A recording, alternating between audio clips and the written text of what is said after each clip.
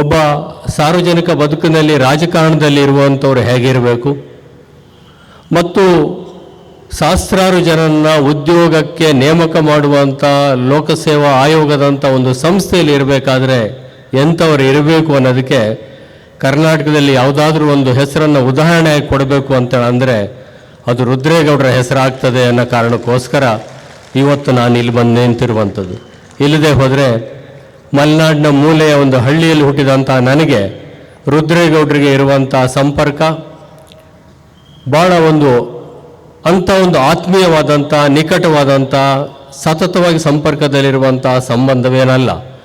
ಆದರೆ ದೂರದಿಂದಲೇ ಒಬ್ಬರನ್ನೊಬ್ಬರು ಮೆಚ್ಚುವ, ಅವರ ಸಾಧನೆಗಳನ್ನು ತಿಳಿದುಕೊಳ್ಳುವ ಒಂದು ಪ್ರಯತ್ನವಾಗಿ ನಾನು ಇಲ್ಲಿಗೆ ಬಂದಿದ್ದೇನೆ.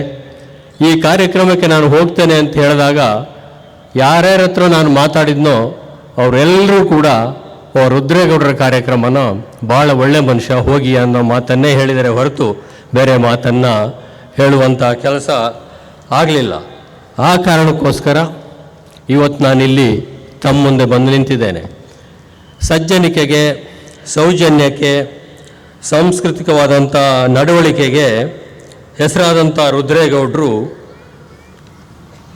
ತಮ್ಮಲ್ಲಿ ಇಷ್ಟೊಂದು ಬೆಂಬಲಿಗರನ್ನು, ಅಭಿಮಾನಿಗಳನ್ನ ಪಡೆದಿರೋದಕ್ಕೆ ವಿಶೇಷವಾಗಿರತಕ್ಕಂಥ ಅರ್ಥ ಕಲ್ಪಿಸಬೇಕಾಗಿಲ್ಲ. ಜೀವನದಲ್ಲಿ ಒಬ್ಬ ಮನುಷ್ಯ ಏನೇನು ಸಂಕಷ್ಟಗಳನ್ನ ಎದುರಿಸ್ಬೋದೋ, ಸವಾಲುಗಳನ್ನ ಎದುರಿಸ್ಬೋದೋ, ಸಂದಿಗ್ಧ ಸ್ಥಿತಿಗೆ ಸಿಗ್ಬೋದು, ಅದೆಲ್ಲವನ್ನು ಕೂಡ ಅವರು ಜೀವನದಲ್ಲಿ ಎದುರಿಸಿದ್ದಾರೆ, ಅನುಭವಿಸಿದ್ದಾರೆ ಮತ್ತು ಯಶಸ್ವಿಯಾಗಿ ಅದನ್ನು ದಾಟಿ ಬಂದಿದ್ದಾರೆ. ಶ್ರೀಮಂತಿಗೆ ಬಂದಂಥ ಸಂದರ್ಭದಲ್ಲಿ, ಅಧಿಕಾರ ಬಂದಂಥ ಸಂದರ್ಭದಲ್ಲಿ ಸಹಜವಾಗಿ ಸಾಮಾನ್ಯ ಮನುಷ್ಯರ ನಡವಳಿಕೆಗಳೆಲ್ಲ ಬದಲಾಗುವಂಥದ್ದು ಒಂದು ರೀತಿ ಪ್ರಕೃತಿಯ ನಿಯಮ ಅನ್ನುವಂಥ ರೀತಿಯಲ್ಲೇ ಭಾಳಷ್ಟು ಜನ ನಡೆದುಕೊಳ್ತಾರೆ. ಅದಕ್ಕೆ ಅಪವಾದ ಅಂತ ಯಾರಾದರೂ ಇದ್ದರೆ ಅದಕ್ಕೆ ರುದ್ರೇಗೌಡರು ಅದಕ್ಕೆ ಅಪವಾದದ ರೀತಿಯಲ್ಲಿದ್ದಾರೆ. ನಾಡಿನ ಪ್ರಸಿದ್ಧ ಸಾಹಿತಿಗಳು, ವಚನಕಾರರು ಆದಂಥ ಡಾಕ್ಟರ್ ಸಿದ್ದಯ್ಯ ಪುರಾಣಿಕರು ತಮ್ಮ ಒಂದು ವಚನದಲ್ಲಿ ಒಂದು ಮಾತನ್ನು ಹೇಳ್ತಾರೆ. ಇದು ರುದ್ರೇಗೌಡರಿಗೆ ಸಂಪೂರ್ಣವಾಗಿ ಹೊಂತದೆ ಅನ್ನೋ ಕಾರಣಕ್ಕೆ ಇದನ್ನು ನಾನು ಹೇಳಲಿಕ್ಕೆ ಬಯಸ್ತೇನೆ. ಗೊನೆ ಹೊತ್ತ ಬಾಳೆ ಬಾಗುತ್ತದೆ, ತೆನೆ ಹೊತ್ತ ದಂಟು ರೆಂಬೆ ಬಾಗುತ್ತದೆ, ಹೂ ಬಿಟ್ಟ ಬಳ್ಳಿ ಬಾಗುತ್ತದೆ, ಏನೇನೂ ಇಲ್ಲದುದು ಬೀಗುತ್ತದೆ ನೋಡ ಅನ್ನೋ ಮಾತನ್ನು ಸಿದ್ದಯ್ಯ ಪುರಾಣಿಕರು ಹೇಳಿದ್ದಾರೆ. ರುದ್ರೇಗೌಡರು ಅಂದರೆ ಗೊನೆ ಹೊತ್ತ ಬಾಳೆ ಇದ್ದಾಗೆ, ತೆನೆ ಹೊತ್ತ ದಂಟಿದ್ದಾಗೆ, ಫಲ ಬಿಟ್ಟ ರೆಂಬೆ ಇದ್ದಾಗೆ, ಹಾಗಾಗಿ ಅವರು ಬಾಗಿದ್ದಾರೆ. ಏನೇನೂ ಇಲ್ಲದೆ ಹೋಗಿದರೆ ಬೀಗ್ತಾ ಇದ್ರು ಅನ್ನೋ ಮಾತನ್ನು ಕೂಡ ಈ ಸಂದರ್ಭದಲ್ಲಿ ನಾನು ಹೇಳಲಿಕ್ಕೆ ಬಯಸ್ತೇನೆ. ಸಾಮಾನ್ಯವಾಗಿ ಅವರ ಬಗ್ಗೆ ಬಂದಿರುವಂಥ ಪುಸ್ತಕದ ಪ್ರತಿಯನ್ನು ನನಗೆ ಸ್ವಲ್ಪ ದಿವಸ ಮುಂಚೆ ಸಿಕ್ಕಿದಂಥ ಸಂದರ್ಭದಲ್ಲಿ ನಾನು ಅದನ್ನು ಗಮನಿಸಿದೆ. ಈ ಕಾರ್ಯಕ್ರಮಕ್ಕೆ ನಾನು ಬರಬೇಕು ಅಂತೇಳಿ ಅವರ ಸುಪುತ್ರಿ ಮತ್ತು ಅವರು ಅಳಿಯ ಬಂದು ಕರೆದಿದ್ದರು. ಅದಕ್ಕಿಂತ ಮುಂಚೆ ಡಾಕ್ಟರ್ ಬೆನಕಪ್ಪನವರು ಇವರೆಲ್ಲ ಹೇಳಿದರು, ದೂರವಾಣಿಯಲ್ಲಿ ಹೇಳಿದರೆ ಸಾಕು ಅಂತ ಹೇಳಿದೆ. ಆದರೆ ಕಳೆದ ಮಂಗಳವಾರ ಅವರ ವಿಧಾನ ಪರಿಷತ್ನ ಜವಾಬ್ದಾರಿಯ ನಡುವೆ ರುದ್ರೇಗೌಡರೇ ಸ್ವತಃ ಬಂದು ಇಲ್ಲದೆ ಹೋದರೆ ಅಪಚಾರ ಆಗ್ತದೆ, ಸೌಜನ್ಯಕ್ಕೆ ನಿಮ್ಮನ್ನು ಕರೀಲೇಬೇಕು ಅಂತೇಳಿ ಬಂದರು. ಅಷ್ಟೊಂದು ಸೌಜನ್ಯ ಇರುವಂಥ, ಅಷ್ಟೊಂದು ಶ್ರೀಮಂತ ವ್ಯಕ್ತಿಯನ್ನು ಕರ್ನಾಟಕದಲ್ಲಿ ಬಹುತೇಕ ಅಪರೂಪವಾಗಿ ನಾನು ಕಂಡಿರುವಂಥದ್ದು. ಅವರ ಜೀವನದ ಬಗ್ಗೆ ಅವರು ಬರೆದಿರುವಂಥ ಸಂದರ್ಭದಲ್ಲಿ ಅವರು ಎದುರಿಸಿದಂಥ ಸವಾಲುಗಳನ್ನು, ಅವರು ಬೇರೆ ಬೇರೆ ಕಡೆ ಕೆಲಸ ಮಾಡಿ, ಬೇರೆ ಬೇರೆ ಕಿರ್ಲೋಸ್ಕರ್ ಕಂಪನಿಯಲ್ಲಿ ಬೇರೆ ಬೇರೆ ಕೆಲಸ ಮಾಡಿ, ಮಲೇಷ್ಯಾಕ್ಕೆ ಹೋಗಿ ಅಲ್ಲಿ ಕೆಲಸ ಮಾಡಿ ಬಂದಂಥ ಸಂದರ್ಭದಲ್ಲಿ ಕಾರ್ಖಾನೆ ಸ್ಥಾಪನೆ ಮಾಡಬೇಕು ಅಂಥೇಳಿ ಹೊರಟಂಥ ಸಂದರ್ಭದಲ್ಲಿ ಅವರಿಗೆ ಭಾಳ ಅಭೂತಪೂರ್ವವಾದಂಥ ಬೆಂಬಲ ಆಗಲಿ ಅಥವಾ ನೆರವಾಗಲಿ ಸಿಕ್ಕಲಿಲ್ಲ.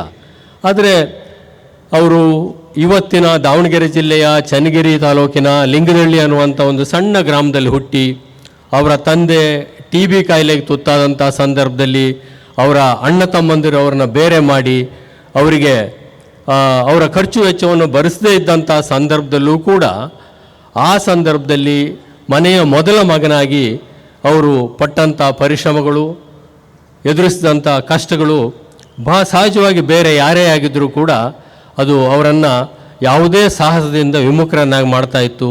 ಆದರೆ ಇವರು ಆ ರೀತಿ ಆಗಲಿಲ್ಲ. ಕಾರಣ ಬಹುತೇಕ ಎಲ್ಲ ಜನರಲ್ಲೂ ಕೂಡ ಒಂದು ಪ್ರತಿಭೆ ಇರ್ತದೆ, ಒಂದು ಶಕ್ತಿ ಇರ್ತದೆ. ಅದನ್ನು ಹೊರಗೆ ಇಡಲಿಕ್ಕೆ ಒಂದು ಅವಕಾಶ ಇರಬೇಕು ಮತ್ತು ಅದೇ ರೀತಿಯ ಛಲ ಇರಬೇಕಾಗ್ತದೆ. ಹಾಗಾಗಿ ಯಾರಲ್ಲಿ ಯಾವ್ಯಾವ ಸಾಮರ್ಥ್ಯ ಇದೆ, ಯಾವ್ಯಾವ ಶಕ್ತಿ ಇದೆ ಅಂತ ಹೇಳೋದು ಅಷ್ಟು ಸುಲಭವಾಗಿ ಗೊತ್ತಾಗ್ತಕ್ಕಂಥದ್ದಲ್ಲ. ಅದಕ್ಕೆ ಶಿವಶರಣ ದೇವರ ದಾಸಿಮಯ್ಯ ತನ್ನ ಒಂದು ವಚನದಲ್ಲಿ ಹೇಳ್ತಾನೆ, ಮರದೊಳಗೆ ಮಂದಾಗ್ನಿಯ ಉರಿಯದಂತಿರಿಸಿದೆ, ನೊರೆ ಹಾಲೊಳಗೆ ತುಪ್ಪವ ಕಂಪಿಲ್ಲದಂತಿರಿಸಿದೆ, ದೇಹದೊಳಗೆ ಆತ್ಮವ ಆರಿಯೂ ಕಾಣದಂತಿರಿಸಿದೆ, ನೀನು ಬೆರೆಸಿದ ಭೇದಕ್ಕೆ ಬೆರಗಾದನಯ್ಯ ರಾಮನಾಥ ಅನ್ನೋ ಮಾತನ್ನು ಶಿವಶರಣ ದೇವರ ದಾಸಿಮಯ್ಯ ಹೇಳ್ತಾರೆ. ಹಾಗಾಗಿ ಬಹುತೇಕ ಸೃಷ್ಟಿಕರ್ತನಿಗೆ, ಪ್ರಕೃತಿಗೆ, ಭಗವಂತನಿಗೆ ರುದ್ರೇಗೌಡರಲ್ಲಿರಿದಂಥ ಅಪೂರ್ವವಾದಂಥ ಒಂದು ಶಕ್ತಿಯ ಪರಿಚಯ ಇತ್ತು ಅಂತ ಕಾಣ್ತದೆ. ಹಾಗಾಗಿ ಅವರನ್ನು ಈ ಒಂದು ಉದ್ಯಮದ ಕ್ಷೇತ್ರಕ್ಕೆ ಅವರನ್ನು ತರುವಂಥ ಕೆಲಸವನ್ನು ಮಾಡಿದರು ಅಂತೇಳಿ ಅನ್ನಿಸ್ತದೆ. ಹಾಗಾಗಿ ಅವರು ಈ ಕೆಲಸವನ್ನು ಮಾಡುವಂಥ ಸಂದರ್ಭದಲ್ಲಿ ಅನೇಕ ಸವಾಲುಗಳನ್ನ ಎದುರಿಸ್ತಾರೆ, ಕಷ್ಟಗಳನ್ನ ಎದುರಿಸ್ತಾರೆ. ಆ ಸಂದರ್ಭದಲ್ಲಿ ಅವರು ಪಟ್ಟಂಥ ಪರಿಶ್ರಮಗಳ ದೊಡ್ಡ ಪಟ್ಟಿಯೇ ಇನ್ನು ಮುಂದೆ ಬಿಡುಗಡೆ ಆಗುವಂಥ ಅವರ ಪುಸ್ತಕದಲ್ಲಿ ಅವರು ಬರೆದಿದ್ದಾರೆ. ಮತ್ತು ಅವ್ರ ಬಗ್ಗೆ ಲೇಖನ ಬರೆದಿರ್ತಕ್ಕಂಥ ಅನೇಕರ ಲೇಖನಗಳನ್ನು ಕೂಡ ನಾನು ಓದಿದೆ. ಸಂಪಾದಕ ಮಂಡಳಿ ಕೂಡ ಒಂದು ಉತ್ತಮವಾಗಿರ್ತಕ್ಕಂಥ ಬರಹವನ್ನು ಅವ್ರ ಬಗ್ಗೆ ಮಾಡಿದ್ದಾರೆ. ಅದು ಮಾಡುವಂಥ ಎಲ್ಲ ಸಂದರ್ಭದಲ್ಲೂ ಕೂಡ ಅವರು ಹಲವಾರು ವಿಷಯಗಳನ್ನು ಅದರಲ್ಲಿ ಹೇಳ್ತಾ ಬಂದಿದ್ದಾರೆ. ಅನೇಕ ವಿಷಯಗಳನ್ನು ಅವರು ಸವಾಲಿನ ರೂಪದಲ್ಲಿ ಕೂಡ ಸ್ವೀಕಾರ ಮಾಡಿರ್ತಕ್ಕಂಥದ್ದನ್ನು ಕೂಡ ನಾನು ಗಮನಿಸಿದೆ. ಸಂಪಾದಕ ಮಂಡಳಿ ಹೇಳಿದಂಥ ಒಂದು ವಿಷಯ, ಇಡೀ ಪ್ರಪಂಚದಲ್ಲಿ ನಾಯಕರಾಗಿರುವಂಥವ್ರು, ಜನನಾಯಕರಾಗಿರುವಂಥವ್ರು, ಜನಪ್ರಿಯತೆ ಹೊಂದಿರುವಂಥವ್ರು ಯಾರೂ ಕೂಡ ತಮ್ಮ ಬದುಕಿನ ಬಗ್ಗೆ ಅಷ್ಟೊಂದು ದೃಢವಾದಂಥ ನಿಲುವನ್ನು ತೆಗೆದುಕೊಳ್ಳೋದಿಲ್ಲ. ಅದರಲ್ಲಿ ಮಹಾತ್ಮ ಗಾಂಧೀಜಿ ಮಾತ್ರ ನನ್ನ ಜೀವನವೇ ನನ್ನ ಸಂದೇಶ ಅಂತೇಳಿ ಹೇಳಿದ್ರು. ನಿಮಗೆ ಜನಗಳಿಗೆ ನಿಮ್ಮ ಸಂದೇಶ ಏನು ಅಂತ ಕೇಳಿದಂಥ ಸಂದರ್ಭದಲ್ಲಿ ನನ್ನ ಜೀವನವೇ ನನ್ನ ಸಂದೇಶ ಅನ್ನೋ ಮಾತನ್ನು ಮಹಾತ್ಮ ಗಾಂಧೀಜಿಯವರು ಹೇಳಿದರು. ಈ ಸಂಪಾದಕ ಮಂಡಳಿಯು ಕೂಡ ರುದ್ರೇಗೌಡರ ಬಗ್ಗೆ ಬರಿಬೇಕಾದಂಥ ಸಂದರ್ಭದಲ್ಲಿ ಪದೇ ಪದೇ ಗಾಂಧೀಜಿಯವರು ಹೇಳಿದಂಥ ಈ ಮಾತು ನಮಗೆ ನೆನಪಿಗೆ ಬರ್ತಾ ಇತ್ತು ಅನ್ನೋ ಮಾತನ್ನು ಉಲ್ಲೇಖ ಮಾಡಿರುವಂಥದ್ದು ಅತ್ಯಂತ ಸರಿಯಾಗಿದೆ ಅನ್ನೋ ಮಾತನ್ನು ಈ ಸಂದರ್ಭದಲ್ಲಿ ನಾನು ಹೇಳಲಿಕ್ಕೆ ಬಯಸ್ತೇನೆ. ಅವ್ರ ಬಗ್ಗೆ ಏನಾದರೂ ಸಂದೇಶ ಬೇಕು ಅಂತೇಳಂದರೆ ಅದು ಅವರ ಜೀವನವನ್ನು ನೋಡಿದರೆ ಆ ಸಂದೇಶವನ್ನು ಇವತ್ತು ಕಾಣ್ಬೋದಾಗಿತ್ತು. ನಾನು ಇಲ್ಲಿಗೆ ಬಂದಂಥ ಸಂದರ್ಭದಲ್ಲಿ ಸಹಸ್ರಾರು ಜನ ಸೇರಿ ಅಭಿನಂದನೆ ಮಾಡ್ತಾ ಇದ್ದಾರೆ. 74 ವರ್ಷಗಳನ್ನು ಪೂರೈಸಿ 75ನೇ ವರ್ಷಕ್ಕೆ ರುದ್ರೇಗೌಡರು ಕಾಲಿಟ್ಟಿದ್ದಾರೆ. ನಮ್ಮ ಭಾರತದ ಸಂವಿಧಾನ ರಚನೆ ಆಗಿಯೂ ಕೂಡ 74 ವರ್ಷ ಪೂರೈಸಿ 75ನೇ ವರ್ಷ ಮೊನ್ನೆ ಜನವರಿ 26ರಿಂದ ಪ್ರಾರಂಭ ಆಗಿದೆ. ಸಂವಿಧಾನಕ್ಕೂ 75ನೇ ವರ್ಷ, ಮಾನ್ಯ ರುದ್ರೇಗೌಡರಿಗೂ ಕೂಡ 75ನೇ ವರ್ಷ.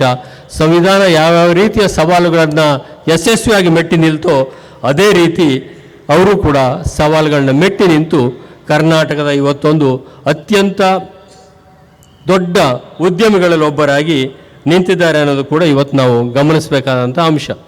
ಈ ಸಂದರ್ಭದಲ್ಲಿ ಸಾಮಾನ್ಯವಾಗಿ ನಾವು ನಡೆದು ಬಂದ ದಾರಿಗಳನ್ನು ಒಂದು ಸರ್ತಿ ನಾವು ಯಶಸ್ಸಾದ ನಂತರ ಮರೆಯುವಂಥದ್ದು ಸಹಜವಾಗಿರ್ತಕ್ಕಂಥ ಮನುಷ್ಯರಿಗೆ ಸಹಜವಾಗಿರ್ತಕ್ಕಂಥ ಗುಣ. ಆದರೆ ಅವರೆಲ್ಲ ಕಡೆಯಲ್ಲೂ ಕೂಡ ಅವರ ಲೇಖನದಲ್ಲಿ ನಾನು ನೋಡಿದೆ, ಅವರ ಸಹೋದರಿ ಶಾಂತಮ್ಮನವ್ರನ್ನ ಅವರ ತಾಯಿ ಸ್ಥಾನದಲ್ಲಿ ಇಟ್ಟು ಪ್ರತಿಯೊಂದರಲ್ಲೂ ಕೂಡ ಶಿವಣ್ಣಗೌಡರು ಮತ್ತು ಶಾಂತಮ್ಮನವ್ರನ್ನ ಪ್ರತಿ ಹಂತದಲ್ಲೂ ಕೂಡ ನೆನೆಸ್ಕೊಳ್ತಾರೆ. ಮತ್ತು ಅವರು ಉದ್ಯಮವನ್ನು ಸ್ಥಾಪನೆ ಮಾಡಿದಂಥ ಸಂದರ್ಭದಲ್ಲಿ ಅವರೊಟ್ಟಿಗೆ ಕೈ ಜೋಡಿಸಿದಂಥ ಪ್ರತಿಯೊಬ್ಬರನ್ನು ಕೂಡ ನೆನೆಸ್ಕೊಳ್ಳುವಂಥ ಕೆಲಸವನ್ನು ಮಾಡ್ತಾರೆ.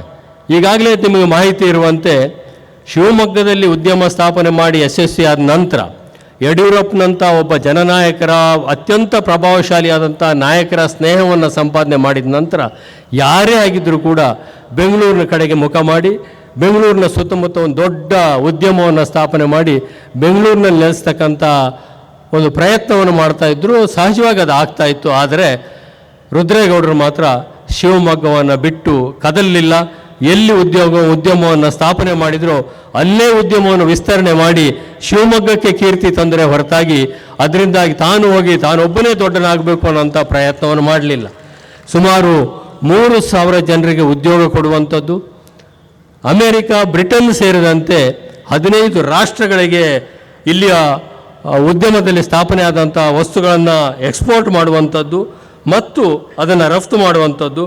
ಅದರ ಜೊತೆಗೆ ಇಲ್ಲಿ ಸುಮಾರು 6,000 ವಿವಿಧ ಬಗೆಯ ವಿಭಿನ್ನವಾದಂಥ ಉತ್ಪನ್ನಗಳನ್ನು ಶಾಂತಲಾ ಉದ್ಯಮ ಮಾಡ್ತಾ ಇದೆ ಅಂತೇಳಂದರೆ ಇದು ಭಾರತದಲ್ಲಿ ಸ್ಥಾಪನೆ ಆಗಿರುವಂಥ ಯಾವುದೇ ದೊಡ್ಡ ದೊಡ್ಡ ಪಟ್ಟಣಗಳಲ್ಲಿರುವಂಥ ನಗರಗಳಲ್ಲಿರುವಂಥ ಉದ್ಯಮಗಳಿಗೆ ಕಡಿಮೆ ಇಲ್ಲದಂಥ ಸಾಧನೆಯನ್ನು ಮಾಡಿ ಕೀರ್ತಿಯನ್ನು ಶಿವಮೊಗ್ಗಕ್ಕೆ ತಂದುಕೊಟ್ಟಿದ್ದಾರೆ. ಅದಕ್ಕೋಸ್ಕರ ರುದ್ರೇಗೌಡರಿಗೆ ನಾನು ಈ ಸಂದರ್ಭದಲ್ಲಿ ಅಭಿನಂದನೆಗಳನ್ನು ಸಲ್ಲಿಸಲಿಕ್ಕೆ ಬಯಸ್ತೇನೆ. ನಮ್ಮಲ್ಲೆಲ್ಲ ಒಂದು ರೀತಿಯ ಭಾವನೆಗಳಿದ್ದಾವೆ. ಕಾನ್ವೆಂಟ್ನಲ್ಲಿ ಓದಿದಂಥವ್ರು, ನಗರ ಪಟ್ಟಣಗಳಲ್ಲಿ ಓದಿದಂಥವ್ರು, ಇಂಗ್ಲೀಷ್ ಮಾಧ್ಯಮದಲ್ಲಿ ಓದಿದಂಥವ್ರು ಭಾಳ ಯಶಸ್ವಿ ಆಗ್ತಾರೆ ಅನ್ನೋಂಥ ಒಂದು ಭ್ರಮೆ ನಮ್ಮಲ್ಲಿ ಇವತ್ತಿಗೂ ಕೂಡ ಭಾಳ ದೊಡ್ಡ ಪ್ರಮಾಣದಲ್ಲಿದೆ. ಆದರೆ ರುದ್ರೇಗೌಡರು ಓದಿರುವಂಥದ್ದು ಸರ್ಕಾರಿ ಶಾಲೆಯಲ್ಲೇ ಓದಿದಂಥವ್ರು, ಕನ್ನಡ ಮಾಧ್ಯಮದಲ್ಲೇ ಓದಿದಂಥವ್ರು ಮತ್ತು ಕನ್ನಡ ಮಾಧ್ಯಮದಲ್ಲೇ ಓದಿ ಇಷ್ಟೊಂದು ಯಶಸ್ಸನ್ನು ಮಾಡಿರುವಂಥವ್ರು ಅನ್ನೋದು ಕೂಡ ಈ ಸಂದರ್ಭದಲ್ಲಿ ನಾನು ಗಮನಿಸಬೇಕಾಗ್ತದೆ. ಈ ಪುಸ್ತಕದ ಬಗ್ಗೆ ವಿಧಾನ ಪರಿಷತ್ನ ಇಂದಿನ ಸಭಾಪತಿಗಳು ನನ್ನ ಸನ್ಮಿತ್ರರಾದಂಥ ಬಸವರಾಜ ಹೊರಟ್ಟಿಯವರು ಬಂದು ಅದನ್ನು ಬಿಡುಗಡೆ ಮಾಡಿ ಮಾತಾಡಬೇಕಾಗಿತ್ತು.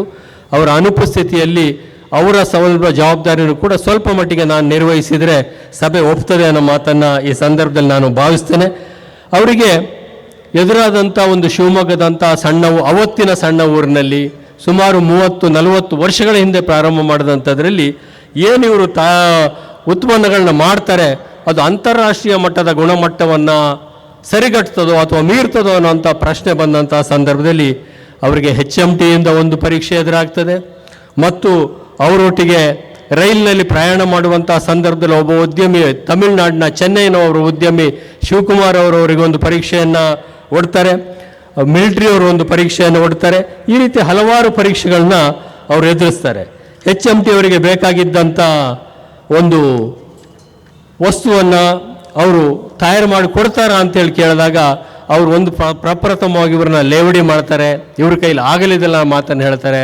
ಆದರೆ ಇವರು ಅದಕ್ಕೆ ಒಂದು ಪ್ರೋಟೋಟೈಪ್ ಇಲ್ಲದೆ ಅವ್ರು ಕೊಟ್ಟಂಥ ಒಂದು ಹಳೆಯ ಪ್ರೋಟೋಟೈಪ್ನೇ ಬಳಸ್ಕೊಂಡು 3 ಆ ರೀತಿ ಅವರಿಗೆ ಬೇಕಾದಂಥ ಒಂದು ವಸ್ತುವನ್ನು ತಯಾರು ಮಾಡಿ ಕೊಟ್ಟ ನಂತರ 1 ವರ್ಷಗಳ ಕಾಲ ಅವರು ಅದನ್ನ ಪರೀಕ್ಷೆಗೆ ಒಳಪಡಿಸಿ 1 ವರ್ಷ ಆದ ನಂತರ ಇಡೀ ಭಾರತದಲ್ಲಿ ಅಷ್ಟೇ ಅಲ್ಲ ಪ್ರಪಂಚದಲ್ಲಿ ಇಷ್ಟು ನಿಖರವಾಗಿರ್ತಕ್ಕಂಥ ಒಂದು ವಸ್ತುವನ್ನು ತಯಾರು ಮಾಡಿಕೊಟ್ಟಿರ್ತಕ್ಕಂಥ ಯಾವುದಾದ್ರು ಒಂದು ಸಂಸ್ಥೆ ಇದ್ದರೆ ಅದು ನಿಮ್ಮದು ಅಂತ ಮಾತನ್ನು ಹೇಳಿ ಅಲ್ಲಿಂದ ಅವರಿಗೆ ಅದನ್ನು ನಿರಂತರವಾಗಿ ಅದಕ್ಕೆ ಆರ್ಡರ್ ಕೊಡುವಂಥ ಪ್ರಯತ್ನ ಮಾಡ್ತಾರೆ.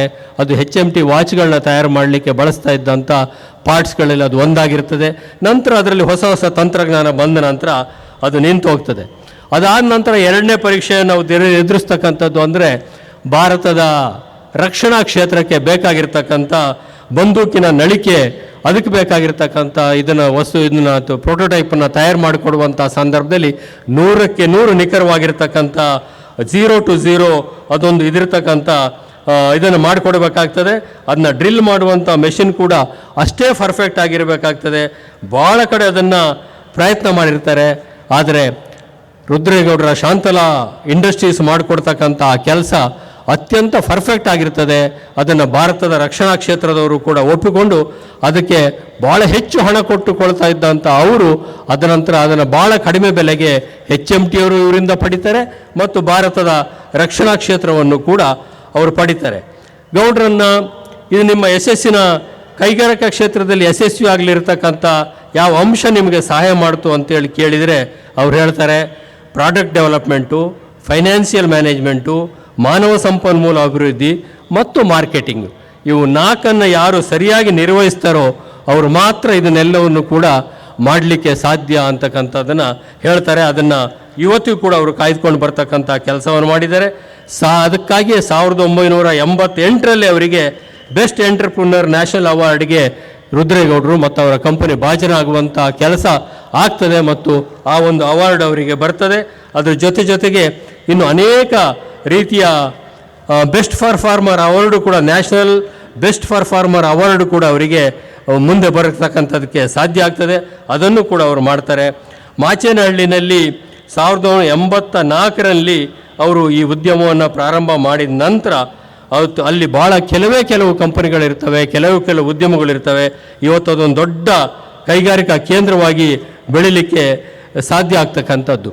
ಸಾಮಾನ್ಯವಾಗಿ ಪೈಪೋಟಿ ಇರ್ತಕ್ಕಂಥ ಕ್ಷೇತ್ರದಲ್ಲಿ ಒಬ್ಬ ಉದ್ಯಮಿ ಯಶಸ್ವಿ ಆದ ನಂತರ ಮತ್ತೊಬ್ಬರಿಗೆ ಅಲ್ಲಿ ಯಶಸ್ವಿ ಸಿಕ್ಕಲಿಕ್ಕೆ ಅಷ್ಟು ಸುಲಭವಾಗಿ ಸಹಾಯ ಮಾಡೋದಿಲ್ಲ.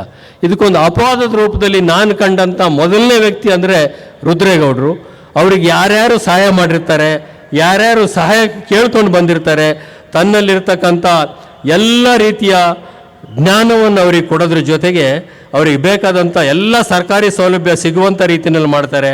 ಕೈಗಾರಿಕೆ ಸ್ಥಾಪನೆ ಮಾಡಿ ಉತ್ಪಾದನೆ ಹೆಚ್ಚಿಸಿ ಮಾರುಕಟ್ಟೆ ವಿಸ್ತರಿಸಿ ಹಣಕಾಸು ನಿರ್ವಹಣೆ ಮಾಡುವ ವಿಷಯವನ್ನು ಅವರಿಗೆ ತಿಳಿಸಿಕೊಟ್ಟು ಅದನ್ನು ಹಸ್ತಾಂತರ ಮಾಡುವ ಹಂತದವರೆಗೆ ರುದ್ರೇಗೌಡರು ಸಹ ಉದ್ಯಮಿಗಳಿಗೆ ಸಹಾಯ ಮಾಡಿ ಸುಮಾರು 12ರಿಂದ 13 ಅಂಥ ಉದ್ಯಮಗಳು ಇವತ್ತು ಮಾಚೇನಹಳ್ಳಿಯಲ್ಲಿ ಬರಲಿಕ್ಕೆ ಅವರು ಕಾರಣಕರ್ತರಾಗಿದ್ದಾರೆ. ಅಂದರೆ ಅವರಿಗಿರ್ತಕ್ಕಂಥ ಬೇರೆಯವರಿಗೂ ಸಹಾಯ ಮಾಡಬೇಕು, ತಾನು ಒಬ್ಬನೇ ಬೆಳಿಬಾರ್ದು, ಎಲ್ಲರೂ ಕೂಡ ಬೆಳಿಬೇಕು ಅನ್ನೋ ಅವರ ಮನಸ್ಸಿನಲ್ಲಿರ್ತಕ್ಕಂಥ ಸದುದ್ದೇಶದ ಪರಿಚಯ ನಮ್ಮೆಲ್ಲರೂ ಕೂಡ ಆಗ್ತದೆ ಅನ್ನೋ ಕಾರಣಕ್ಕೆ ಈ ಮಾತನ್ನು ಹೇಳ್ತಾ ಇದ್ದೇನೆ.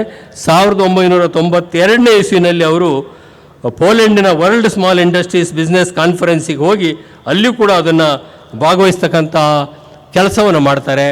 ಮತ್ತು ಅವರೊಂದು ತಮ್ಮ ಲೇಖನದಲ್ಲಿ ಹೇಳಿದ್ದಾರೆ, ಉದ್ಯಮವನ್ನು ಸ್ಥಾಪನೆ ಮಾಡೋದು ಅಂತೇಳಂದರೆ ಹುಲಿ ಸವಾರಿ ಮಾಡಿದ ಹಾಗೆ ಅಂತ.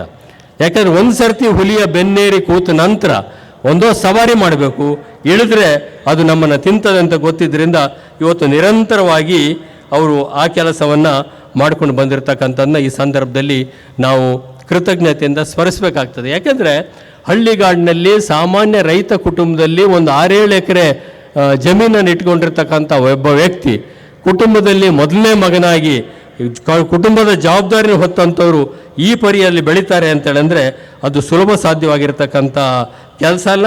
ಹಾಗಾಗಿ ಈ ಫೌಂಡ್ರಿಯನ್ನು ಫರ್ನೇಸನ್ನು ಉರಿಸೋದ್ರ ಮುಖಾಂತರ ಮಾನ್ಯ ಯಡಿಯೂರಪ್ಪನವ್ರು ಏನು ಉದ್ಘಾಟನೆ ಮಾಡಿದರು ಅದು ಸರಿಯಾಗಿ ಇದೆ. ಯಾಕೆಂದರೆ ಗೌಡ್ರಿಗೆ ಇಡೀ ಭಾರತದಲ್ಲಿಯೇ ಫೌಂಡ್ರಿ ಎಕ್ಸಲೆನ್ಸ್ ಅವಾರ್ಡ್ ಲಭಿಸಿರ್ತಕ್ಕಂಥದ್ದು ಕೂಡ ರುದ್ರೇಗೌಡರಿಗೆ ಅದು ಲಭಿಸಿದೆ ಅಂತಕ್ಕಂಥ ಮಾತನ್ನು ಈ ಸಂದರ್ಭದಲ್ಲಿ ನಾನು ಹೇಳಲಿಕ್ಕೆ ಬಯಸ್ತೇನೆ.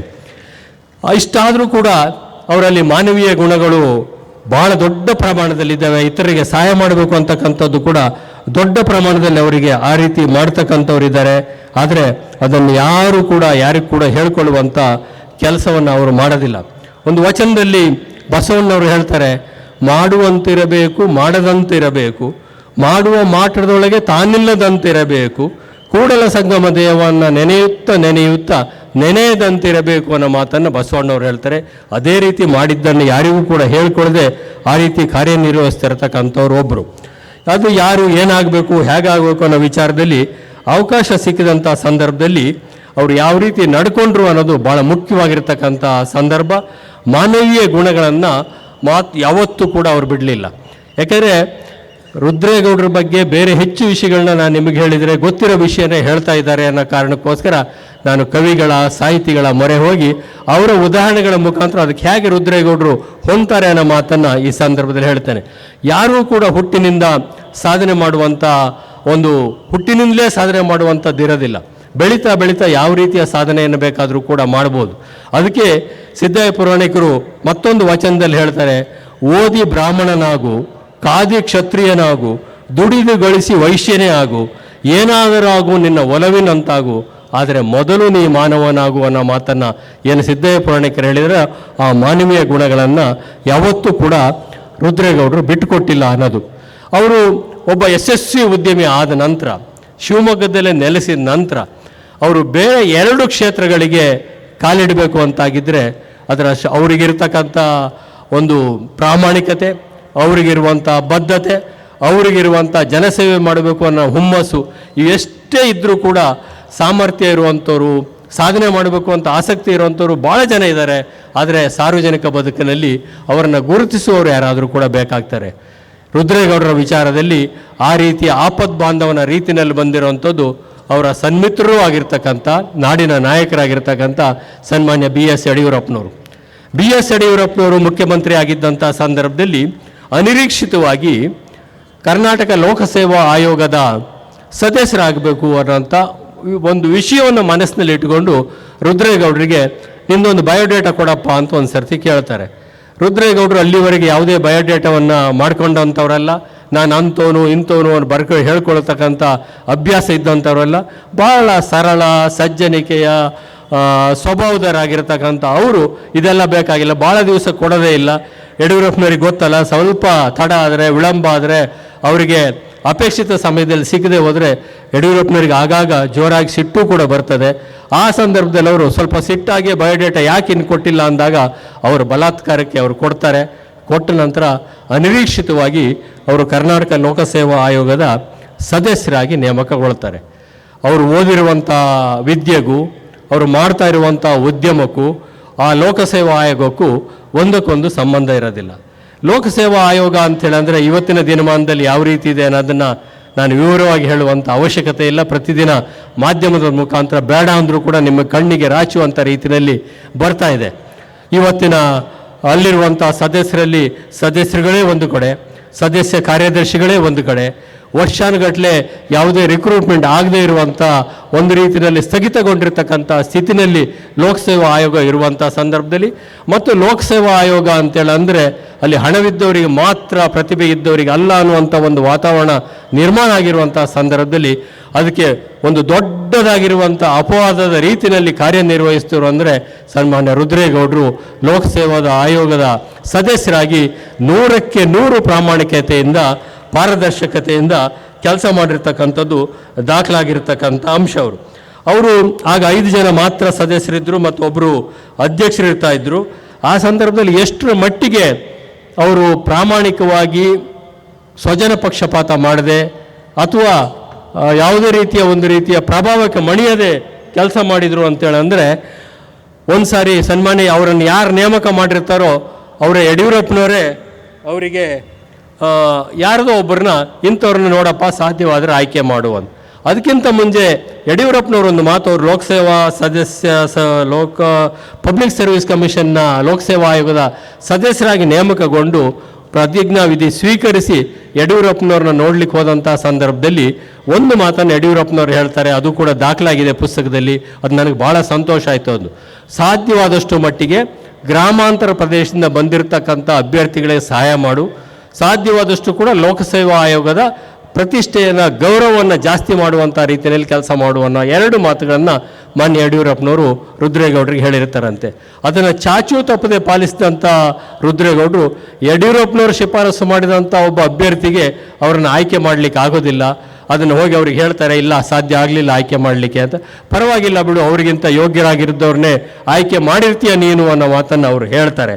ಹಾಗಾಗಿ ಆ ರೀತಿಯ ಕೆಲಸ ಮಾಡಿದಂಥ ಸಂದರ್ಭ, ಅದಕ್ಕೊಂದು ಕೆಲವೊಂದು ಉದಾಹರಣೆಗಳು ಕೂಡ ರುದ್ರೇಗೌಡರು ಕೊಡ್ತಾರೆ. ಆದರೆ ಸಮಯದ ನಿರ್ಬಂಧ ಇರೋ ಕಾರಣಕ್ಕೋಸ್ಕರ ಅವೆಲ್ಲವನ್ನು ಕೂಡ ಇಲ್ಲಿ ಪ್ರಸ್ತಾಪ ಮಾಡಲಿಕ್ಕೆ ಆಗೋದಿಲ್ಲ. ಆದರೆ 2 ವಿಚಾರಗಳನ್ನು ರುದ್ರೇಗೌಡರು ಸದಸ್ಯರಾಗಿರುವಂಥ ಸಂದರ್ಭದಲ್ಲಿ ಮಾಡಿದ್ದಾರೆ. ಒಂದು, ಅವರ ಅವಧಿನಲ್ಲಿ 38,000 ಜನರಿಗೆ ಉದ್ಯೋಗ ಕೊಡುವಂಥ ಕೆಲಸದಲ್ಲಿ ಅವರು ಭಾಗಿಗಳಾಗಿರುವಂಥದ್ದು ಮುಖ್ಯವಾಗಿರ್ತಕ್ಕಂಥ ಒಂದು ಕೆಲಸ. 2ನೇದು, ಕರ್ನಾಟಕದ ಎಲ್ಲ ಜಿಲ್ಲೆಗಳಿಗೂ ಕೂಡ ಅಭ್ಯರ್ಥಿಗಳು ಬಂದಂಥ ಸಂದರ್ಭದಲ್ಲಿ ಅವರು ಆಯ್ಕೆ ಆಗುವಂಥ ರೀತಿಯಲ್ಲಿ ನೋಡಿಕೊಳ್ಳೋದ್ರ ಜೊತೆಗೆ ಚಾಮರಾಜನಗರದಂಥ ಒಂದು ಜಿಲ್ಲೆಯಲ್ಲಿ ಭಾಳಷ್ಟು ಕಡಿಮೆ ಜನ ಲೋಕಸೇವಾ ಆಯೋಗದ ಮುಖಾಂತರ ಆಯ್ಕೆ ಆಗ್ತಾ ಇದ್ದರು. ಆ ಚಾಮರಾಜನಗರ ಜಿಲ್ಲೆಗೂ ಕೂಡ ಪ್ರಾತಿನಿಧ್ಯ ಸಿಗುವಂಥ ರೀತಿಯಲ್ಲಿ ನೋಡಿಕೊಳ್ಳುವಂಥ ಕೆಲಸವನ್ನು ಕೂಡ ಅವರು ಮಾಡಿದ್ದಾರೆ. ಅದರ ಜೊತೆಗೆ ಅಲ್ಲಿ ಲೋಕಸೇವಾ ಆಯೋಗದ ಪರೀಕ್ಷೆಗಳನ್ನು ಪ್ರಿಲಿಮಿನರಿ ಅಂತೇಳಿ ಬರೀಬೇಕಾಗ್ತದೆ. ಆ ಪ್ರಿಲಿಮಿನರಿ ಬರೆದ ನಂತರ ಮುಂದೆ ವೈವಾಕ್ಯ ಮತ್ತೊಂದು ಮೌಖಿಕ ಸಂದರ್ಶನಕ್ಕೆ ಕರೆಯುವಂಥದ್ದು ಇರ್ತದೆ.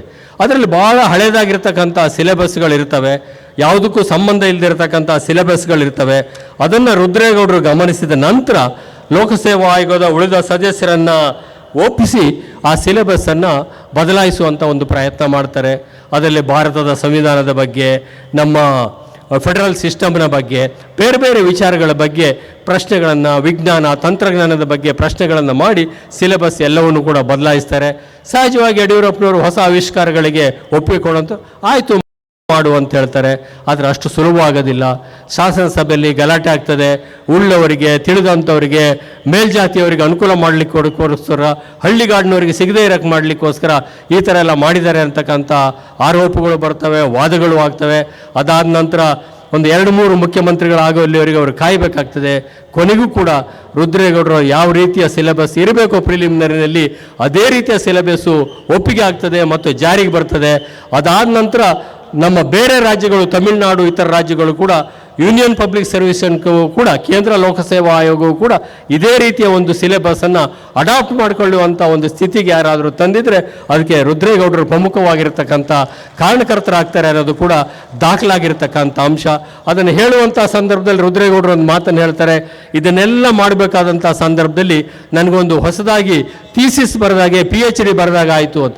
ಯಾಕೆ ಅಂತ ಕೇಳ್ತಾರೆ, ಅವ್ರನ್ನ ಸಂದರ್ಶನ ಮಾಡೋದು. ಅದಕ್ಕೆ ಅವ್ರು ಹೇಳ್ತಾರೆ, ನಾವು ಅಲ್ಲಿ ಬರುವಂಥ ಅಭ್ಯರ್ಥಿಗಳಿಗೆ ಪ್ರಶ್ನೆ ಕೇಳಬೇಕು ಅಂದರೆ ಮೊದಲು ನಾವು ಓದ್ಕೊಂಡಿರ್ಬೇಕಲ್ಲ, ಆ ವಿಷಯ ನಮಗೆ ಗೊತ್ತಿರಬೇಕಲ್ಲ. ಆ ಕಾರಣಕ್ಕೋಸ್ಕರ ಅದನ್ನು ಓದಿನ ನಂತರ ಪ್ರಶ್ನೆ ಕೇಳಬೇಕಂತ ಸಂದರ್ಭ ಇರೋ ಕಾರಣಕ್ಕೋಸ್ಕರ ನಮಗೂ ಕೂಡ ನಮ್ಮ ಜ್ಞಾನವನ್ನು ತಿಳಿವಳಿಕೆಯನ್ನು ಹೆಚ್ಚು ಮಾಡಿಕೊಳ್ಳಲಿಕ್ಕೆ ಅದನ್ನು ಅವಕಾಶ ಆಯಿತು ಅನ್ನೋ ಮಾತನ್ನು ಕೂಡ ಅವ್ರು ಹೇಳ್ತಾರೆ. ಹಾಗಾಗಿ ರುದ್ರೇಗೌಡರನ್ನು ನಾವು ಪರಿಚಯಿಸುವಂಥ ಸಂದರ್ಭದಲ್ಲಿ ಅಥವಾ ಅರ್ಥ ಮಾಡಿಕೊಳ್ಳುವಂಥ ಸಂದರ್ಭದಲ್ಲಿ ಒಬ್ಬ ರೈತನಾಗಿ, ಒಬ್ಬ ಉದ್ಯಮಿಯಾಗಿ, ಲೋಕಸೇವಾ ಆಯೋಗದ ಸದಸ್ಯನಾಗಿ, ಅದಾದ ನಂತರ ಕೊನೆಯದಾಗಿ ಒಬ್ಬ ರಾಜಕಾರಣಿಯಾಗಿ, ವಿಧಾನ ಪರಿಷತ್ನ ಸದಸ್ಯನಾಗಿ ಅವ್ರನ್ನ ನೋಡುವಂಥ ಒಂದು ಪ್ರಯತ್ನವನ್ನು ನಾವೆಲ್ಲ ಕೂಡ ಸುಮಾರು 4-5 ಹಂತಗಳಲ್ಲಿ ನೋಡಲಿಕ್ಕೆ ಸಾಧ್ಯ. ಯಾವುದೇ ಕ್ಷೇತ್ರದಲ್ಲಿ ನೀವು ನೋಡಿದರೂ ಕೂಡ ಅವರೊಂದು ಭಿನ್ನವಾಗಿ ನಿಲ್ತಕ್ಕಂಥ ವ್ಯಕ್ತಿತ್ವ. ಉದ್ಯಮಿಯಾಗಿ ತಾನೊಬ್ಬನೇ ಬೆಳೆಯೋದ್ರ ಬದಲಿಗೆ ನೂರಾರು ಜನರನ್ನು ಉದ್ಯಮಿಯಾಗಿ ಬೆಳೆಸುವಂಥ ಕೆಲಸವನ್ನು ಮಾಡಿದರೆ ಜೊತೆಗೆ ಅವರ ಜನ್ಮಭೂಮಿ ಮತ್ತು ಕರ್ಮಭೂಮಿ ಎರಡೂ ಒಂದೇ ರೀತಿಯಲ್ಲಿ ಇರುವಂಥ ರೀತಿಯಲ್ಲಿ ನೋಡ್ಕೊಂಡಿದ್ದಾರೆ. ಸಾಮಾನ್ಯವಾಗಿ ಜನ್ಮಭೂಮಿ ಒಂದಿರ್ತದೆ, ಕರ್ಮಭೂಮಿ ಬೇರೆ ಇರ್ತದೆ. ಅಲ್ಲಿಗೆ ಹೋಗಿ ಅಲ್ಲಿ ಸೆಟ್ಲ್ ಆಗುವಂಥ ಯೋಚನೆಯಲ್ಲಿ ಎಲ್ಲರೂ ಕೂಡ ಇರ್ತಾರೆ. ಆದರೆ ಇವರು ಮಾತ್ರ ಆ ರೀತಿ ಆಗದೆ ಅಲ್ಲಿ ತಾನು ಎಲ್ಲಿದ್ದೀನೋ ಅಲ್ಲೇ ಇರುವಂಥ ರೀತಿಯಲ್ಲಿ ನೋಡೋದ್ರ ಜೊತೆಗೆ ಲೋಕಸೇವಾ ಆಯೋಗ ಅಂದರೆ ಹೀಗಿರಬೇಕು ಅನ್ನೋವಂಥ ರೀತಿಯಲ್ಲಿ ಆ ರೀತಿ ನಡ್ಕೊಳ್ತಾರೆ. ಸಾಮಾನ್ಯವಾಗಿ ಲೋಕಸೇವಾ ಆಯೋಗ ಅಂತೇಳಿ ಅಂದರೆ ಅಲ್ಲಿ ಇವತ್ತಿನ ರೀತಿಯಲ್ಲಿ ನೋಡ್ತಾ ಇದ್ದರೆ ಯಾವುದೇ ರಾಜಕಾರಣಿ, ಯಾವುದೇ ಪಕ್ಷಕ್ಕೆ ಬಂದಂಥ ರಾಜಕಾರಣಿಯ ಮುಖಾಂತರ ಶಿಫಾರಸು ಮಾಡೋಕ್ಕೆ ಯಾರು ಶಿಫಾರಸಿಗೆ ಬರ್ತಾರೋ ಅವರು ಹೇಳ್ತಕ್ಕಂಥ ಮೊದಲು ಪರಿಚಯ ಮಾಡ್ಕೊಳ್ತಾರೆ, ಆಮೇಲೆ ಜಾತಿ ತರ್ತಾರೆ. ಅದಾದ ನಂತರ ಅದು ಏನು ಬೇಕೋ ಅದು ನಾವು ಮಾಡೋಕ್ಕೆ ತಯಾರಾಗಿದ್ದೀವಿ ಸರ್, ಅದನ್ನ ಮಾಡ್ತೀವಿ ಖಂಡಿತವಾಗಿ ಅನ್ನೋ ಮಾತನ್ನು ಹೇಳ್ತಾರೆ. ಆದರೆ ಅದಕ್ಕೆ ಅಪವಾದ ಆಗುವಂಥ ರೀತಿಯಲ್ಲಿ ನಡೆದುಕೊಂಡು 100ಕ್ಕೆ 100 ಪ್ರಾಮಾಣಿಕತೆಯಿಂದ ಪರಿಶುದ್ಧವಾಗಿ ಆ ಲೋಕಸೇವಾ ಆಯೋಗದಲ್ಲಿ ಹೆಸರು ತೆಗೆದುಕೊಂಡು ಬಂದಂಥ ಕೆಲವು ಜನರಲ್ಲಿ ಮಾನ್ಯ ರುದ್ರೇಗೌಡರು ಕೂಡ ಒಬ್ಬರು. ಅದಕ್ಕೆ ಕಾರಣ ಅಂತೇಳಂದರೆ ಬಸವಾದಿ ಶರಣರ ವಚನಗಳ ದೊಡ್ಡದಾಗಿರ್ತಕ್ಕಂಥ ಪ್ರಭಾವ ಮತ್ತು ಆ ತತ್ವ ಸಿದ್ಧಾಂತಗಳ ದೊಡ್ಡದಾಗಿರ್ತಕ್ಕಂಥ ಪ್ರಭಾವ ರುದ್ರೇಗೌಡರ ಮೇಲೆ ಸಂಪೂರ್ಣವಾಗಿ ಆಗಿದೆ ಅನ್ನೋದು ಇವತ್ತು ನಾವು ಒಪ್ಪಬೇಕಾದಂಥ ಕೆಲಸ. ಅವರಿಗಿರುವಷ್ಟು ಛಲ, ಅವರು ಮನಸ್ಸು ಮಾಡಿ ಯಾವುದೇ ಕ್ಷೇತ್ರದಲ್ಲಿ ಅವರು ಛಲದಿಂದ ಹೋದಂಥ ಸಂದರ್ಭದಲ್ಲೂ ಕೂಡ ಅದರಲ್ಲಿ ಯಶಸ್ವಿಯಾಗಿದ್ದಾರೆ. KSFC ಬಗ್ಗೆ ಅವರೊಂದು ಮಾತನ್ನು ಹೇಳ್ತಾರೆ. ಅವರು ಇದರಲ್ಲಿ KSFC ಅಂತೇಳಿ ಅಂದರೆ ಸಾಲನೂ ಕೊಡ್ತಾರೆ, ಜೊತೆಗೆ ಒಂದು ಬೀಗನೂ ಕೊಡ್ತಾರೆ. ಸಾಲ ಕೊಟ್ಟು ಸಾಲ ತೀರಿಸ್ತಾ ಇದ್ದಾಗ ಬೀಗ ಹಾಕೋಕ್ಕೂ ನಾವೇ ಬೀಗ ಹಾಕ್ಕೊಬೇಕು ಅಂತ ಆ ಒಂದು ಅಭಿಪ್ರಾಯವನ್ನು ಬದಲಾಯಿಸಿ KSFCನಲ್ಲೂ ಕೂಡ ಸಾಲ ತೆಗೆದುಕೊಳ್ಬೋದು, ಸಾಲವನ್ನು ತೀರಿಸ್ಬೋದು.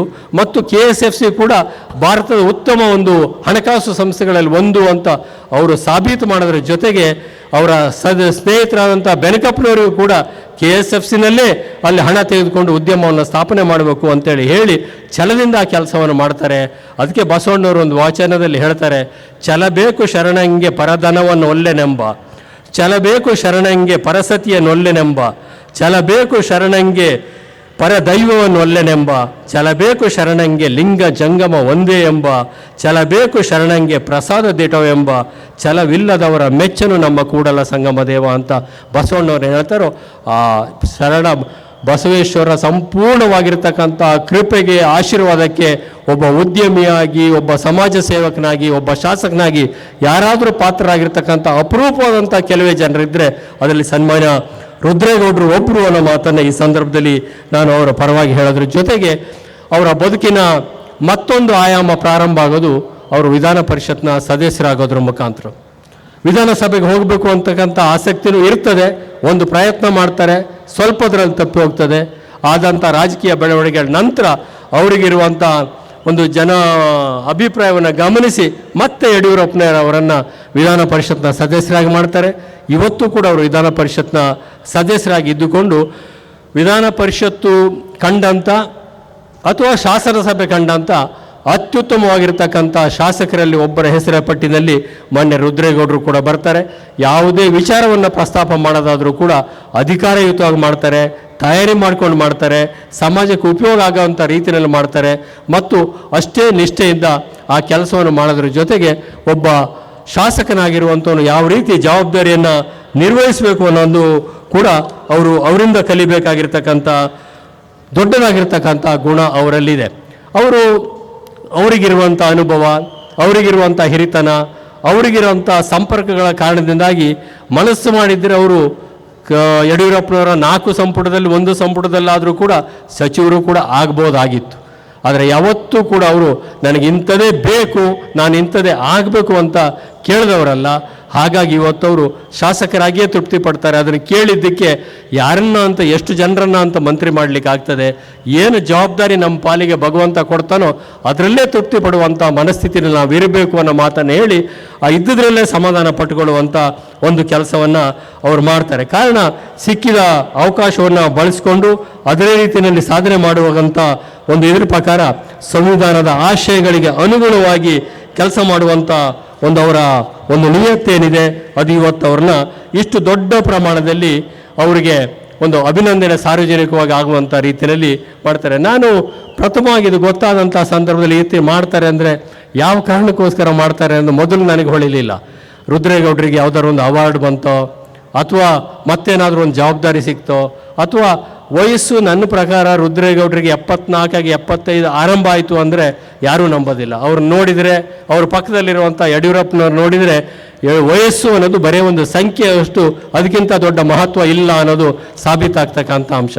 ಇನ್ನು ಹಲವಾರು ವರ್ಷಗಳ ಕಾಲ ಅವರು ಸಕ್ರಿಯರಾಗಿರ್ತಾರೆ, ಸಾರ್ವಜನಿಕ ಬದುಕಿನಲ್ಲಿರ್ತಾರೆ, ನಿರಂತರ ಚಟುವಟಿಕೆಯಿಂದಿರ್ತಾರೆ. ಶಿವಮೊಗ್ಗವನ್ನು ಒಂದು ಅಭಿವೃದ್ಧಿಯ ಭೂಪಟದಲ್ಲಿ ಮತ್ತು ಕರ್ನಾಟಕದಲ್ಲಿ ಒಂದು ಹೆಮ್ಮೆಯ ಜಿಲ್ಲೆಯಾಗಿ ಮಾಡುವಂಥವ್ರೆ ಅವರ ಕೊಡುಗೆಯನ್ನು ಖಂಡಿತವಾಗಿ ಕೊಡ್ತಾರೆ ಅನ್ನೋ ಮಾತನ್ನು ನಾನು ಈ ಸಂದರ್ಭದಲ್ಲಿ ಅವರ ಬಗ್ಗೆ ಹೇಳಬೇಕಾದಂಥ ಕೆಲವು ವಿಚಾರಗಳಲ್ಲಿ ಹೇಳ್ತೇನೆ. ಏಕೆಂದರೆ ಕೆಲವರಿಗೆ ಬದ್ಧತೆ ಅಂದರೆ ಯಾವ ರೀತಿ ಇರ್ತದೆ ಅಂದರೆ, ಇವತ್ತಿನ ದಿನಮಾನದಲ್ಲಿ ಜಾತಿ, ಮತ, ಧರ್ಮ, ಭಾಷೆ ಬೇರೆ ಬೇರೆ ರೀತಿಯಲ್ಲಿ ನಾವೆಲ್ಲ ಒಡೆದು ಹೋಗಿರುವಂಥ ಸಂದರ್ಭದಲ್ಲಿ ಇಡೀ ಸಮಾಜ ರುದ್ರೇಗೌಡರ ವಿಚಾರದಲ್ಲಿ ಮಾತ್ರ ಯಾರನ್ನೇ ಒಬ್ಬ ಸಾಮಾನ್ಯ ಜನರನ್ನು ಕೇಳಿ, ಉದ್ಯಮಿಯನ್ನು ಕೇಳಿ, ರಾಜಕಾರಣಿಯನ್ನು ಕೇಳಿ, ಅವ್ರಿಗೆ ಆಗದೇ ಇರುವಂಥ ರಾಜಕೀಯ ಪಕ್ಷದಲ್ಲಿ ಇದ್ದಂಥವ್ರನ್ನ ಕೇಳಿ, ವ್ಯಾಪಾರಿಗಳನ್ನ ಕೇಳಿ, ರೈತರನ್ನ ಕೇಳಿ, ಅಥವಾ ಯಾವುದೇ ಕ್ಷೇತ್ರದಲ್ಲಿರೋ ಕೇಳಿ, ರುದ್ರೇಗೌಡರ ಒಳ್ಳೆ ಕೆಲಸ ಮಾಡ್ತಾಯಿದ್ರಿ, ಹೋಗಿ ನೀವು ಒಳ್ಳೆಯದೇ, ಅವ್ರ ಬಗ್ಗೆ 4 ಒಳ್ಳೆಯ ಮಾತನ್ನು ಆಡಲೇಬೇಕಾದಂಥ ಒಬ್ಬ ವ್ಯಕ್ತಿ ಅಂತ ಇಷ್ಟರ ಮಟ್ಟಿನ ಒಬ್ಬ ರಾಜಕಾರಣದಲ್ಲಿದ್ದುಕೊಂಡು, ಉದ್ಯಮಿಯಾಗಿದ್ದುಕೊಂಡು, ಪೈಪೋಟಿಯ ಕ್ಷೇತ್ರದಲ್ಲಿದ್ದುಕೊಂಡು ಇಷ್ಟು ದೊಡ್ಡ ಒಂದು ಅಜಾತ ಶತ್ರುವಿನ ರೀತಿಯಲ್ಲಿ ಇರತಕ್ಕಂಥ ಅಪರೂಪವಾಗಿರ್ತಕ್ಕಂಥ ಕರ್ನಾಟಕದ ವ್ಯಕ್ತಿಗಳಲ್ಲಿ ಅಜಾತ ಶತ್ರು ಅಂತೇಳಂದರೆ ಅವರು ಸನ್ಮಾನ್ಯ ರುದ್ರೇಗೌಡರು ಅನ್ನೋದನ್ನು ಈ ಸಂದರ್ಭದಲ್ಲಿ ಹೆಮ್ಮೆಯಿಂದ ನಾನು ಹೇಳೋದ್ರ ಜೊತೆಗೆ ಅವರಿಗೆ ಯಾವ ರೀತಿ ಅವರ ಜೀವನವನ್ನು ತೆಗೆದುಕೊಂಡಿದ್ದಾರೆ ಅಂತೇಳಂದರೆ, ಅದು ಮತ್ತೆ ಸಿದ್ದಯ್ಯ ಪುರಾಣಿಕರದೇ ಒಂದು ವಚನ: ದೇಶ ಸೇವೆಯೇ ಧರ್ಮ, ಸಂವಿಧಾನವೇ ಶಾಸ್ತ್ರ, ಶೋಷಣೆಯ ನಾಶವೇ ಈಶ ಪೂಜೆ, ವೈಷಮ್ಯ ಇಲ್ಲದ ಸರ್ವಸಮ್ಮತೆಯೇ ನೀತಿ, ಲೇಸಗೈಯುವುದೇ ಕಾಶಿ ಮರಳ ಸಿದ್ಧ ಅನ್ನೋ ಮಾತನ್ನು ಒಂದು ವಚನದಲ್ಲಿ ಸಿದ್ದಯ್ಯ ಪುರಾಣಿಕರು ಹೇಳ್ತಾರೆ. ಅದಕ್ಕೆ ಯಥಾವತ್ತಾಗಿ ಅಕ್ಷರಶಃ ಬದುಕ್ತಾ ಇರ್ತಕ್ಕಂಥವ್ರು ಅಂದರೆ ಸಾಮಾನ್ಯ ರುದ್ರೇಗೌಡರಿಂದ ದೊಡ್ಡದಾಗಿರ್ತಕ್ಕಂಥ ನಿರೀಕ್ಷೆಯನ್ನು ಸಮಾಜ ಇಟ್ಟುಕೊಂಡಿದೆ. ಸಮಾಜ ಅವರಿಂದ ಭಾಳ ಅಪೇಕ್ಷೆ ಪಡ್ತಾ ಇದೆ. ಮತ್ತು ಅದಕ್ಕಿಂತ ಹೆಚ್ಚಾಗಿ ಸಮಾಜ ಅಪೇಕ್ಷೆ ಪಡೋದಕ್ಕಿಂತ ಮುಂಚಿತವಾಗಿ ಅವರು ಅದನ್ನು ಮಾಡುವಂಥ ಒಂದು ಕೆಲಸದಲ್ಲಿ ಇವತ್ತು ನಿರತರಾಗಿದ್ದಾರೆ. ಇವತ್ತು ಇಷ್ಟು ದಿವಸ ಮಾಡಿದ್ದಕ್ಕೆ ಅವರನ್ನು ಗಮನಿಸಿ ಇವತ್ತೊಂದು ಅಭಿನಂದನೆಯನ್ನು ಶಿವಮೊಗ್ಗದ ಅವರ ಸ್ನೇಹಿತರು ಎಲ್ಲ ಸೇರಿ ಮಾಡ್ತಾ ಇದ್ದಾರೆ. ಇದು ಎಲೆಮರೆಯ ಕಾಯಿಯಾಗಿ ಇದ್ದುಕೊಂಡು ಯಾರ ಕಣ್ಣಿಗೂ ಬೀಳದೆ ಪ್ರಚಾರ ಬಯಸದೆ ಇಷ್ಟೊಂದು ದೊಡ್ಡ ಸಾಧನೆಯನ್ನು ಮಾಡಿರ್ತಕ್ಕಂಥವ್ರಿಗೆ ಅಭಿನಂದನೆ ಸಲ್ಲಿಸುವಂಥ ಉದ್ದೇಶ ಏನು ಅಂತೇಳಂದರೆ, ಬೇರೆಯವರಿಗೆ ಇದು ಪ್ರೇರಣೆ ಆಗಲಿ ಅನ್ನೋ ಕಾರಣಕ್ಕೋಸ್ಕರ ಇದನ್ನು ಮಾಡ್ತಾ ಇದ್ದಾರೆ ಹೊರತು ನಿಮ್ಮಿಂದ ಏನಾದರೂ ಫಲಾಪೇಕ್ಷೆ ಇಟ್ಕೊಂಡು ನಿಮ್ಮ ಸ್ನೇಹಿತರು ಮಾಡ್ತಾ ಇದ್ದಾರೆ ಅಂತ ನನಗೆ ಅನಿಸೋದಿಲ್ಲ. ಆದರೆ ನಿಮ್ಮ ದೊಡ್ಡ ಗುಣ ಅಂತೇಳಂದರೆ, ಒಂದು ಕಡೆ ಶಿವಣ್ಣಗೌಡರ ಫೋಟೋವನ್ನು ಹಾಕಿದ್ದೀರಿ, ಯಾರು ನಿಮಗೆ ಕಷ್ಟದಲ್ಲಾದರೂ ಕೈ ಹಿಡಿದ್ರು ಶಾಂತಮ್ಮನನ್ನು ತಂದು ತಾಯಿ ಸ್ಥಾನದಲ್ಲಿ ಕೂರಿಸ್ಕೊಂಡು ಅವ್ರಿಗೆ ಕೊಡಬೇಕಾದಂಥ ಎಲ್ಲ ಗೌರವವನ್ನು ಕೊಡ್ತಾ ಇದ್ದೀರಿ. ನೀವು ಉದ್ಯಮವನ್ನು ಪ್ರಾರಂಭ ಮಾಡಿದಂಥ ಸಂದರ್ಭದಲ್ಲಿ ನಿಮ್ಮೊಟ್ಟಿಗೆ ಯಾರ್ಯಾರು ಬಂದು ಬಂಡವಾಳ ಹೂಡಿದ್ರು, ಸಹಾಯ ಮಾಡಿದರು, ನಿಮ್ಮ ಬೆನ್ನಿಗೆ ನಿಂತರು, ಅವ್ರನ್ನೆಲ್ಲ ನೆನೆಸ್ಕೊಳ್ತಕ್ಕಂಥ ಕೆಲಸ ಮಾಡಿದ್ದೀರಿ. ಮತ್ತು ಒಬ್ಬ ಉದ್ಯಮಿ ಯಾವ ರೀತಿ ಇರಬೇಕು ಅನ್ನೋದನ್ನು ಅದರಲ್ಲಿ ಭಾಳ ಉದ್ದವಾಗಿ ಬರೆದಿದ್ದಾರೆ. ಅವರ ಮಕ್ಕಳು ಮತ್ತು ಉಳಿದವರು ಸೇರಿ ಇಂಗ್ಲೀಷ್ನಲ್ಲಿ ಆ ಪುಸ್ತಕದಲ್ಲಿ ಒಂದು ಬರೆದಿದ್ದಾರೆ. ಆ ಪುಸ್ತಕದಲ್ಲಿ ಇರೋದನ್ನೆಲ್ಲ ನಾನು ಓದ್ಕೊಂಡಿದ್ದೀನಿ. ಆದರೆ ಹೇಳಿದರೆ ನಿಮ್ಮಲ್ಲಿ ಆ ಪುಸ್ತಕದ ಬಗ್ಗೆ ಇರುವಂಥ ಕುತೂಹಲ ಹೋಗ್ಬೋದು ಅನ್ನೋ ಕಾರಣಕ್ಕೋಸ್ಕರ ಅದನ್ನು ನಾನು ಡಾಕ್ಟರ್ ಬೆನಕಪ್ಪನವ್ರನ್ನ ಕೇಳಿದೆ, ಯಾಕ್ರಿ ಐರನ್ ಮ್ಯಾನ್ ಅಂತೇಳಿ ಹೆಸರಿಟ್ಟಿದ್ದಾರೆ ಈ ಪುಸ್ತಕಕ್ಕೆ, ಏನು ಕಾರಣ ಅಂತೇಳಿ. ಐರನ್ ಮ್ಯಾನ್ ಅಂತೇಳಿದ್ರೆ ಸಾಮಾನ್ಯವಾಗಿ ರಾಜಕಾರಣಿಗಳ ಬಗ್ಗೆ ಬಳಸ್ತಕ್ಕಂಥ ಗಟ್ಟಿ ನಿಲುವನ್ನು, ರಾಜಿ ಮಾಡದೇ ಇರುವಂಥ ನಿಲುವನ್ನು ತೆಗೆದುಕೊಳ್ಳೋರು ಅನ್ನೋ ಕಾರಣಕ್ಕೆ ಒಂದು ಕಾಲದಲ್ಲಿ ಸ್ವಾತಂತ್ರ್ಯದ ಸಂದರ್ಭದಲ್ಲಿ ನಂತರ ಈ ದೇಶದ ವಿವಿಧ ರಾಜಮಾರ್ಗಗಳನ್ನು ತಂದು ಒಂದೇ ದೇಶ ಮಾಡುವಂಥ ಸಂದರ್ಭದಲ್ಲಿ ಸರ್ದಾರ್ ವಲ್ಲಭಭಾಯ್ ಪಟೇಲ್ರವರಿಗೆ ಉಕ್ಕಿನ ಮನುಷ್ಯ ಅನ್ನೋ ಒಂದು ಪದವನ್ನು ಬಳಸಿದ್ರು, ಉಕ್ಕಿನ ಮನುಷ್ಯ ಅಂತ ಇವತ್ತು ಕೂಡ ಅವ್ರನ್ನ ಕರೀತಾರೆ. ಅದಾದ ನಂತರ ಪ್ರತಿಪಕ್ಷದಲ್ಲಿ ಗಟ್ಟಿಯಾದಂಥ ನಿಲುವನ್ನು ತೆಗೆದುಕೊಂಡು ಕಾಂಗ್ರೆಸ್ಸಿಗೆ ಪರ್ಯಾಯವಾಗಿರ್ತಕ್ಕಂಥ ಒಂದು ರಾಜಕೀಯ ಪಕ್ಷವನ್ನು ಹುಟ್ಟುಹಾಕಿ ಇಡೀ ದೇಶದಲ್ಲಿ ಸಂಚಲನ ಉಂಟು ಮಾಡಿದಂಥ BJPಯ ಹಿರಿಯ ದೊಡ್ಡ ನಾಯಕರಾದಂಥ ಲಾಲ್ ಕೃಷ್ಣ ಅದ್ವಾನಿಯವರಿಗೂ ಕೂಡ ಅದೇ ರೀತಿ ಉಕ್ಕಿನ ಮನುಷ್ಯ ಅಂತೇಳಿ ಕರಿತಕ್ಕಂಥ ಕೆಲಸ ಮಾಡಿದರು. ಇವ್ರದ್ದು ಯಾಕೆ, ಇವ್ರು ಭಾಳ ಮೃದುವಾಗಿರ್ತಕ್ಕಂಥವ್ರು, ಸಜ್ಜನರು, ಸುಸಂಸ್ಕೃತರು, ಆ ರೀತಿ ಗಟ್ಟಿ ನಿಲ್ಲುವಲ್ಲ. ಆದರೆ ಸ್ಟೀಲ್ನ ಜಾಗಕ್ಕೆ SG ಐರನ್ನನ್ನು ತಂದು ನಿಲ್ಲಿಸಿ ಅಲ್ಲಿ ರೈಲಿನಲ್ಲಿ ಪರಿಚಯ ಆದಂಥ ಒಬ್ಬ ಚೆನ್ನೈನ ಉದ್ಯಮಿಗೆ ಏನು ಸ್ಟೀಲನ್ನು VSLನಿಂದ ಬಳಸಿ 500 ಟನ್ ಕೊಡ್ತಾ ಇದ್ದೇನೆ ನಾನು ಪ್ರತಿ ತಿಂಗಳು, ಆದರೆ ಅವರು ಕ್ಯಾರೆ ಅನ್ನೋದಿಲ್ಲ ನನಗೆ ಅಂತ ಹೇಳಿದಾಗ, ಅದನ್ನು ಯಾಕೆ ಬಳಸ್ತಾ ಇದ್ದೀರಿ ನೀವು, SG ಐರನ್ನು ಬಳಸಬಾರ್ದ ಅಂತ ಕೇಳಿ, ಅದು ಯಾವುದು ಅಂತ ಕೇಳಿದಾಗ ಅದನ್ನು ಪರಿಚಯ ಮಾಡಿಕೊಟ್ಟು ಇಂಥದ್ದೊಂದು ಇದೆ ಪ್ರಾಡಕ್ಟು ಅಂತೇಳಿ ಹೇಳಿ ಅದು ಪರಿಚಯ ಆದ ನಂತರ ಅವತ್ತಿನಿಂದ ಇವತ್ತಿನವರೆಗೆ ಚೆನ್ನೈನ ಉದ್ಯಮಿ ಇವರ ಶಾಂತಲಾ ಇಂಡಸ್ಟ್ರಿಯಿಂದ SG ಐರನ್ನೇ ಕೊಳ್ಳುವಂಥ ರೀತಿಯಲ್ಲಿ ಮಾಡುವಂಥದ್ದು ಮತ್ತು ಸ್ಟೀಲಿಗೆ ಪರ್ಯಾಯವಾಗಿ SG ಐರನ್ನನ್ನು ತಂದು ನಿಲ್ಲಿಸುವಂಥ ಕೆಲಸವನ್ನು ಮಾಡಿ ದೊಡ್ಡದಾಗಿರ್ತಕ್ಕಂಥ ಸಂಶೋಧನೆಯನ್ನು ಮಾಡಿ ದೊಡ್ಡ ಸಾಧನೆಯನ್ನು ಅವತ್ತಿನ ಪುಟ್ಟ ಶಿವಮೊಗ್ಗದಲ್ಲಿ ಇವತ್ತು ದೊಡ್ಡ ಶಿವಮೊಗ್ಗದಲ್ಲಿ ಮಾಡ್ತಾ ಇರುವಂಥ ರುದ್ರೇಗೌಡರಿಗೆ ಆ ಐರನ್ ಮ್ಯಾನ್ ಅಂತೇಳಂದರೆ ಆ ಫೌಂಡ್ರಿ ಸ್ಥಾಪನೆ ಮಾಡಿ ಆ SG ಐರನ್ನನ್ನು ಉತ್ಪಾದನೆ ಮಾಡಿ ದೇಶಕ್ಕೆ ಪರಿಚಯ ಮಾಡಿಕೊಡೋದ್ರ ಜೊತೆಗೆ ಉದ್ಯಮಿಗಳನ್ನು ಅವರತ್ತ ಸೆಳೆಯುವಂಥ ರೀತಿ ಮಾಡಿದ್ದಕ್ಕೋಸ್ಕರ ಐರನ್ ಮ್ಯಾನ್ ಅಂತ ಹೇಳಿದ್ದಾರೆ. ಅಷ್ಟು ಕಠಿಣ ನಿಲುವಿನವರು ಖಂಡಿತವಾಗಿ ರುದ್ರೇಗೌಡರಲ್ಲ. ಅವರು ಸೌಮ್ಯ ಸ್ವಭಾವದ ಸಜ್ಜನ, ಸುಸಂಸ್ಕೃತ, ಸಾರ್ವಜನಿಕ ಬದುಕಿನ ರೂವಾರಿ ಅಂತ ಮಾತನ್ನು ಹೇಳ್ತಾರೆ. ಇದು ಇಷ್ಟೆಲ್ಲ ಆಗಬೇಕು ಅಂತೇಳಂದರೆ ಅವರಲ್ಲಿ ದೊಡ್ಡದಾಗಿರ್ತಕ್ಕಂಥ ಛಲ ಇದೆ, ದೊಡ್ಡದಾಗಿರ್ತಕ್ಕಂಥ ಬದ್ಧತೆ ಇದೆ, 100ಕ್ಕೆ 100 ಪ್ರಾಮಾಣಿಕತೆ ಇದೆ, ಪಾರದರ್ಶಕವಾಗಿ ಬದುಕ್ತಾರೆ. ಜೊತೆಗೆ ಅಲ್ಲಿ ದೊಡ್ಡದಾಗಿರ್ತಕ್ಕಂಥ ಒಂದು ಭರವಸೆಯೂ ಕೂಡ ಅವರು ಇಟ್ಕೊಂಡಿದ್ದಾರೆ. ಹಾಗಾಗಿ ಇವತ್ತು ನಮ್ಮ ಮನುಷ್ಯ ಜೀವನದಲ್ಲಿ ಬದುಕಿನಲ್ಲಿ ಯಾವ ರೀತಿ ಇದೆ ಅಂದರೆ 40 ದಿವಸ ನಾವು ಆಹಾರವಿಲ್ಲದೆ ಬದುಕ್ಬೋದು, 3 ದಿವಸ ನೀರಿಲ್ಲದೆ ಬದುಕ್ಬೋದು, 8 ನಿಮಿಷ ಉಸಿರಾಡದೆ ಗಾಳಿ ಇಲ್ಲದೆ ಬದುಕ್ಬೋದು. ಆದರೆ ಒಂದು ಕ್ಷಣ ಕೂಡ ಭರವಸೆ ಇಲ್ಲದೆ ಬದುಕಲಿಕ್ಕೆ ಸಾಧ್ಯ ಇಲ್ಲ. ಆ ಭರವಸೆ ಇಲ್ಲದೇ ಇರುವ ತುಂಬಿರುವ ಬದುಕನ್ನು ಬದುಕ್ತಾ ಇರ್ತಕ್ಕಂಥವ್ರು ಸನ್ಮಾನ್ಯ ರುದ್ರೇಗೌಡರು. ಅವರಿಗೆ ಎಲ್ಲ ಶಿವಶರಣರ ಸಂಪೂರ್ಣವಾಗಿರ್ತಕ್ಕಂಥ ಆಶೀರ್ವಾದ ದೊರೆಯಲಿ, ಜಗನ್ಮಾತೆಯ ಆಶೀರ್ವಾದ ದೊರೆಯಲಿ ಮತ್ತು ಅವರು ಬದುಕಿರಷ್ಟು ದಿವಸ ಸಕ್ರಿಯವಾಗಿ ಚಟುವಟಿಕೆಯಿಂದ ಕೂಡಿದ್ದು ಸಾರ್ವಜನಿಕ ಬದುಕಿಗೆ ಒಂದು ಗೌರವ, ಹೆಮ್ಮೆ ತರುವಂಥ ಇನ್ನು ಅನೇಕ ಅವಕಾಶಗಳು ಅವರ ಪಾಲಿಗೆ ಬರಲಿ ಅನ್ನೋದರ ಜೊತೆಗೆ ಒಂದು ಸನ್ಮಾನ್ಯ ಯಡಿಯೂರಪ್ಪನವರಲ್ಲಿ ನಂದೊಂದು ವಿನಂತಿ ಇದೆ. ಇಲ್ಲಿ ಸೇರಿರ್ತಕ್ಕಂಥ ಎಲ್ಲರ ಪರವಾಗಿ ಸಾರ್ವಜನಿಕ ಬದುಕಿನಲ್ಲಿ 6 ವರ್ಷಗಳ ವಿಧಾನ ಪರಿಷತ್ನ ಸದಸ್ಯತ್ವವನ್ನು ಬಹುತೇಕ ರುದ್ರೇಗೌಡರು ಮುಗಿಸ್ತಾ ಇದ್ದಾರೆ. ಅವರಿಗೆ ಅದರ ಅವಶ್ಯಕತೆ ಇಲ್ಲದೆ ಇರ್ಬೋದು, ಆದರೆ ಕರ್ನಾಟಕದ ಸಾರ್ವಜನಿಕ ಬದುಕಿಗೆ ಇಂಥ ಪ್ರಾಮಾಣಿಕ, ಪಾರದರ್ಶಕ, ಬದ್ಧತೆ ಇರುವಂಥ ಒಬ್ಬ ರಾಜಕಾರಣಿಯ ಅವಶ್ಯಕತೆ ಇದೆ. ಅದನ್ನು ಮತ್ತೆ ಸಿಗುವಂಥ ರೀತಿಯಲ್ಲಿ ಮಾಡುವಂಥ ಶಕ್ತಿಯ ಸಾಮರ್ಥ್ಯ ಸನ್ಮಾನ್ಯ ಯಡಿಯೂರಪ್ಪನವರಿಗೂ ಇದೆ, ನನ್ನ ಸನ್ಮಿತ್ರರಾದಂಥ ರಾಘವೇಂದ್ರ ಅವರವರಿಗೆ, ಈಶ್ವರಪ್ಪನವರಿಗೂ ಕೂಡ ಇದೆ. ಅದು ಅವರಿಂದ ಆಗಲಿ. ಇನ್ನೂ ಭಾಳಷ್ಟು ಕಾಲ ಅವರು ನಮ್ಮ ಸಾರ್ವಜನಿಕ ಬದುಕಿನಲ್ಲಿ ಇರೋದ್ರ ಜೊತೆಗೆ ಶಿವಮೊಗ್ಗ ಮತ್ತು ಕರ್ನಾಟಕಕ್ಕೆ ಎಲ್ಲ ರೀತಿಯ ಹೆಮ್ಮೆ ತರುವಂಥ ಕೆಲಸ ಅವರಿಂದ ಆಗಲಿ. ಮತ್ತು ಅವರ ಜೊತೆಯಲ್ಲಿ, ಅವರ ಬದುಕಿನಲ್ಲಿ ಅವರ ಜೊತೆ ನಿಂತಂಥ ಅವರ ಶ್ರೀಮತಿಯವರಿಗೆ, ಅವರ ಕುಟುಂಬ ವರ್ಗದವರಿಗೆ, ಅವರ ಬಂಧುಗಳಿಗೆ, ಸ್ನೇಹಿತರಿಗೆ ರುದ್ರೇಗೌಡರನ್ನ ಇಷ್ಟು ದೊಡ್ಡ ಪ್ರಮಾಣದಲ್ಲಿ ಕರ್ನಾಟಕದ ಒಬ್ಬ ಹೆಮ್ಮೆಯ ಕೈಗಾರಿಕೋದ್ಯಮಿ, ಹೆಮ್ಮೆಯ ಲೋಕಸೇವಾ ಆಯೋಗದ ಸದಸ್ಯ ಮತ್ತು ಹೆಮ್ಮೆಯ ಒಬ್ಬ ರಾಜಕಾರಣಿಯನ್ನಾಗಿ ಅವರ ಬದುಕನ್ನು ರೂಪಿಸಲಿಕ್ಕೆ ಪ್ರತ್ಯಕ್ಷವಾಗಿ ಪರೋಕ್ಷವಾಗಿ ಸಹಕರಿಸಿದ ಎಲ್ಲರಿಗೂ ಮತ್ತು ವಿಶೇಷವಾಗಿ ಶಿವಮೊಗ್ಗದ ಮಣ್ಣಿಗೆ, ಭೂಮಿಗೆ ನನ್ನ ವಿಶೇಷವಾದ ನಮನಗಳನ್ನು ಸಲ್ಲಿಸ್ತೇನೆ. ಕಾರಣ ಈ ಶಿವಮೊಗ್ಗದ ಪುಣ್ಯಭೂಮಿ 4 ಜನ ಮುಖ್ಯಮಂತ್ರಿಗಳನ್ನ ಕರ್ನಾಟಕಕ್ಕೆ ಕೊಟ್ಟಂಥ ಪುಣ್ಯಭೂಮಿ, 2 ಜ್ಞಾನಪೀಠ ಪ್ರಶಸ್ತಿಗಳನ್ನ ಕೊಟ್ಟಂಥ ಪುಣ್ಯಭೂಮಿ, ಅಲ್ಲಮನಂಥ ದೊಡ್ಡ ಒಬ್ಬ ಸಮಾಜ ಸುಧಾರಕರನ್ನ, ರಾಷ್ಟ್ರದ ಪ್ರಪ್ರಥಮ ಸಭಾಧ್ಯಕ್ಷನನ್ನು ಕೊಟ್ಟಂಥ ಒಂದು ಪುಣ್ಯಭೂಮಿ, ಅಕ್ಕಮಹಾದೇವಿಯನ್ನು ಕೊಟ್ಟಂಥ ಪುಣ್ಯಭೂಮಿ. ಇಂಥ ಒಂದು ಮಹಾನ್ ಭೂಮಿನಲ್ಲಿ ರುದ್ರೇಗೌಡರಂಥ ಒಬ್ಬ ಸುಪುತ್ರನನ್ನು ಕೂಡ ಕೊಟ್ಟಿದ್ದಕ್ಕೋಸ್ಕರ ಅವರಿಗೆ ನಾನು ಈ ಸಂದರ್ಭದಲ್ಲಿ ಕೃತಜ್ಞತೆಯನ್ನು, ಅಭಿನಂದನೆಗಳನ್ನು ಸಲ್ಲಿಸಿರೋ ಜೊತೆಗೆ ಶಿವಮೊಗ್ಗ ಇಷ್ಟು ದೊಡ್ಡ ಪ್ರಮಾಣದಲ್ಲಿ ಅಭಿವೃದ್ಧಿ ಹೊಂದಿ ಭಾರತದ ಭೂಪಟದಲ್ಲಿ, ಉದ್ಯಮದಲ್ಲಿ, ಮತ್ತೊಂದರಲ್ಲಿ ಇಷ್ಟು ದೊಡ್ಡ ಹೆಸರನ್ನು ಮಾಡಲಿಕ್ಕೆ ಸಾಧ್ಯವಾಗುವಂಥ ರೀತಿಯಲ್ಲಿ ಶ್ರಮಿಸಿದಂಥ ನಾಡಿನ ಹಿರಿಯ ನಾಯಕರಾದಂಥ ಯಡಿಯೂರಪ್ಪನವರು ಇರ್ಬೋದು, ಈಶ್ವರಪ್ಪನವರು ಇರ್ಬೋದು, ರಾಘವೇಂದ್ರ ಇರ್ಬೋದು, ಅಭಿನಂದನೆ ಸಲ್ಲಿಸ್ತೇನೆ. ನಮ್ಮ ಚಿಕ್ಕಮಗಳೂರಿಗೆ ವಿಮಾನ ಬಂದು ಇಳಿದೇ ಹೋದರೂ ಪರವಾಗಿಲ್ಲ, ಮಂಗಳೂರಿಗೆ ವಿಮಾನ ಬಂದು ಇಳಿತಾ ಇದೆ, ಪಕ್ಕದಲ್ಲೇ ಶಿವಮೊಗ್ಗಕ್ಕೆ ಬಂದು ವಿಮಾನ ಇಳಿತಾ ಇದೆ, ಇನ್ನೊಂದು ಸ್ವಲ್ಪ ದಿವಸಕ್ಕೆ ಹಾಸನದಲ್ಲಿ ಬಂದು ಇಳಿತಾ ಇದೆ. ಇವ್ರ ಮಧ್ಯೆ ಇರ್ತಕ್ಕಂಥ ನಾವು ಚಿಕ್ಕಮಗಳೂರಿನವರು, ನಮ್ಮ ಸುತ್ತಮುತ್ತ ಇರೋರು ಇಷ್ಟೆಲ್ಲ ಅಭಿವೃದ್ಧಿ ಆದರೂ ಅನ್ನೋ ಕಾರಣಕ್ಕೋಸ್ಕರ ಹೆಮ್ಮೆ ಪಡ್ತಲೇ ಇರ್ತೀವಿ. ನಮ್ಮ ಸುತ್ತಮುತ್ತ ಅಭಿವೃದ್ಧಿ ಆಗಿರ್ತಕ್ಕಂಥ ಒಂದು ಸೌಭಾಗ್ಯ ಇಂದಲ್ಲ ನಾಳೆ ನಮ್ಮ ಚಿಕ್ಕಮಗಳೂರಿಗೂ ಕೂಡ ಬರಲಿ, ನಮ್ಮ ಬಗ್ಗೆನೂ ಕೂಡ ಸ್ವಲ್ಪ ಕರುಣೆ ಕೃಪೆ ಇರಲಿ ಅನ್ನೋಂಥ ಮಾತನ್ನು ನಾಡಿನ ನಾಯಕರುಗಳೆಲ್ಲರಲ್ಲೂ ವಿನಂತಿ ಮಾಡಿಕೊಳ್ತಾ ಈ ಸಂದರ್ಭದಲ್ಲಿ ನಾನು ಇಲ್ಲಿಗೆ ಬಂದು ರುದ್ರೇಗೌಡರ ಬಗ್ಗೆ ಕೆಲವು ಅಭಿನಂದನಾ ನುಡಿಗಳನ್ನ ಆಡುವಂಥ ಅವಕಾಶವನ್ನು ನನಗೆ ಕೊಡೋದ್ರ ಮುಖಾಂತರ ನನ್ನ ಜವಾಬ್ದಾರಿಯನ್ನು ಹೆಚ್ಚು ಮಾಡಿದ್ದಕ್ಕೆ ಮತ್ತು ನನಗೆ ಆ ಗೌರವ ಕೊಟ್ಟಿದ್ದಕ್ಕೆ ಡಾಕ್ಟರ್ ಬೆನಕಪ್ಪ ಅವರ ನೇತೃತ್ವದಲ್ಲಿರತಕ್ಕಂಥ ಅಭಿನಂದನಾ ಸಮಿತಿಗೆ ಮತ್ತು ದೊಡ್ಡ ದೊಡ್ಡ ಅನುಭವಿ ಹಿರಿಯ ನಾಯಕರುಗಳು ಅನೇಕ ಸಾಧಕರನ್ನ ಮುಂದೆ ಕೂಡಿಸ್ಕೊಂಡು ವೇದಿಕೆಯಲ್ಲಿ ಒಬ್ಬನೇ ನಿಂತು ಮಾತಾಡೋದು ಅಂತೇಳಂದರೆ ಸ್ವಲ್ಪ ಕಷ್ಟಕರವಾದಂಥ ಕೆಲಸ. ಸಾಧ್ಯವಾದಷ್ಟು ಪ್ರಯತ್ನ ಮಾಡಿ ಅವ್ರ ಬಗ್ಗೆ ಕೆಲವು ವಿಚಾರಗಳನ್ನು ತಿಳಿದುಕೊಂಡು ತಮ್ಮ ಮುಂದೆ ಮಂಡಿಸುವಂಥ ಪ್ರಯತ್ನವನ್ನು ಮಾಡಿದ್ದೇನೆ. ರುದ್ರೇಗೌಡರು ಮಾಡಿರುವಂಥ ಸಾಧನೆ, ಅವರಿಗಿರುವಂಥ ಪ್ರಭಾವ, ಅವರಿಗಿರುವಂಥ ಸಂಪರ್ಕ ಮತ್ತು ಅವರ ವ್ಯಕ್ತಿತ್ವದ ಮೇರು ಎತ್ತರಕ್ಕೆ ಸರಿಯಾಗಿ ನಾನು ಅವರಿಗೆ ಅಭಿನಂದನೆ ಸಲ್ಲಿಸಿದ್ದೇನೋ ಇಲ್ಲೋ ಗೊತ್ತಿಲ್ಲ. ಒಂದು ಪ್ರಾಮಾಣಿಕ ಪ್ರಯತ್ನವನ್ನಂತೂ ಮಾಡಿದ್ದೇನೆ.